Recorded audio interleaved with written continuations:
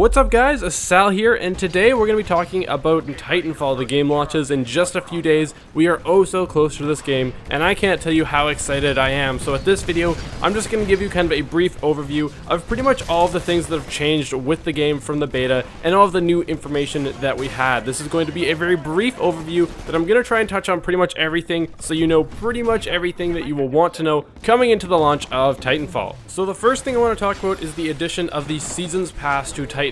Basically what this is, it's a pass that you can buy for $25, which gives you access to all three of the DLC, or rather the planned DLC packs in Titanfall coming out in spring, summer, and the fall of 2014. Now the Seasons Pass will cost $25, and that is 3 packs. If you don't buy the Seasons Pass, it's $10 a pack, so $30, and you save $5. But the thing that I'm pretty impressed with is the deluxe edition of Titanfall on Origin for the PC, and if you buy that, it is $80, which is $20 more than the $60. So basically, you get the Seasons Pass for buying that. So that's $20 for 3 map packs. And if you ask me, or we don't know if they're map packs, they could be pretty much anything. They are just at this point called DLC, though I'm pretty sure most people will agree that they will most likely be map packs. But essentially $20 for 3 DLCs is quite a steal in my opinion. And when I heard about this, I picked it up right away. So it's pretty nice that we do have that Seasons Pass, and the DLC is looking to be pretty affordable so far. I know some games like Halo, the DLC can be as much as $15 each,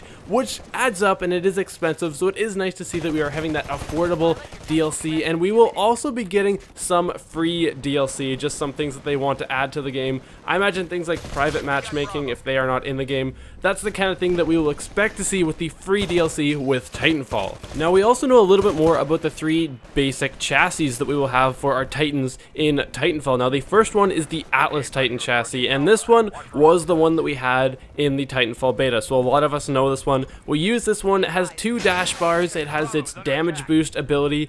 Pretty standard Titan. It's kind of our hybrid Titan, and we've used it a lot in the beta, so we kind of know what to expect from that one, and I don't think too much will change. Now the next one is the Ogre Titan. Now the Ogre Titan is a slower moving Titan with heavier armor, and it's basically, if you want to put it simply, it's basically a tank from the sounds of it. It is not very fast, it's not very agile, but it has the best armor, and its ability is a shield core. So the damage core was for the Atlas, the shield core is for the Ogre, and basically what this is that it allows the Titan to have a shield for 15 seconds so it can soak up even more damage. And then of course lastly we have the Strider chassis. Basically this is a very quick and nimble Titan. It doesn't have the greatest shields, but its speed and agility is just incredible. It has 3 dash bars by default, so you can dash 3 times before it has to reload, and it's very quick, so you can dash a lot. So if that's your playstyle, if you want to be quick and nimble, that's definitely the Titan for you. And now the ability for this Titan is called the Dash Core. So basically you have unlimited dash for 15 seconds, which is pretty insane. So you will be able to get across the map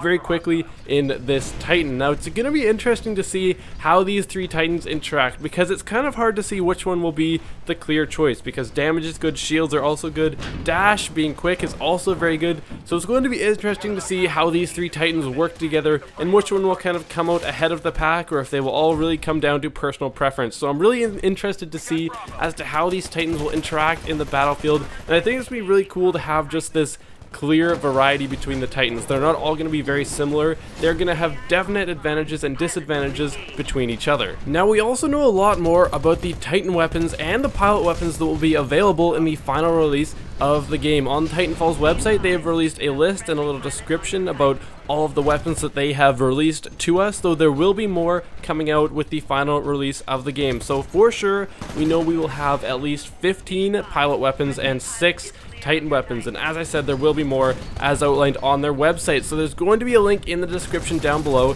to that page on their website. I'm not going to go through every single weapon, as there are quite a few, and I don't want to waste a lot of time going through the specifics of every single gun. So if you want to take a look at that, there will be a link in the description. Now we also know a lot more about the ranking system in Titanfall. Now in the beta you maxed out at level 14, and it was pretty easy to get that. You could get that in just a couple hours of playing, so clearly there was not really a lot of emphasis on the rank in the beta, understandably so. But in the final release of the game, there's going to be a generation system, which is basically a prestige system. So when you move on to the next generations, so to speak. You will lose all of your experience and your weapons and your unlocks and everything in your challenges. You have to restart and go to the next generation. So basically how this works is once you get to level 50, which is going to be the level cap, you will complete the required challenges, and then you can move on to the next generation and you'll get a cool chip beside your name. Your experience will increase, and as you move through the generations, you will rank up faster and faster. And the thing that I really like about this system is, one,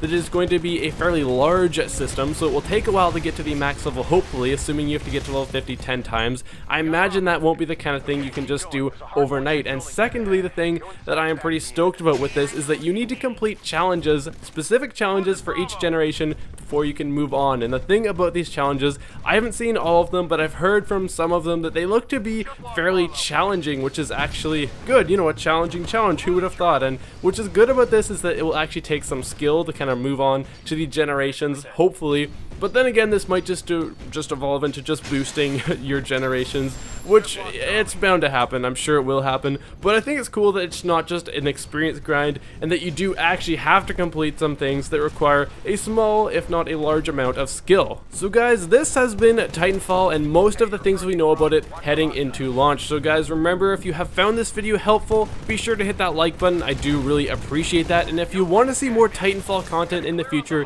be sure to subscribe to my channel. So guys, with that, thank you so much for watching, and I will see you guys next time.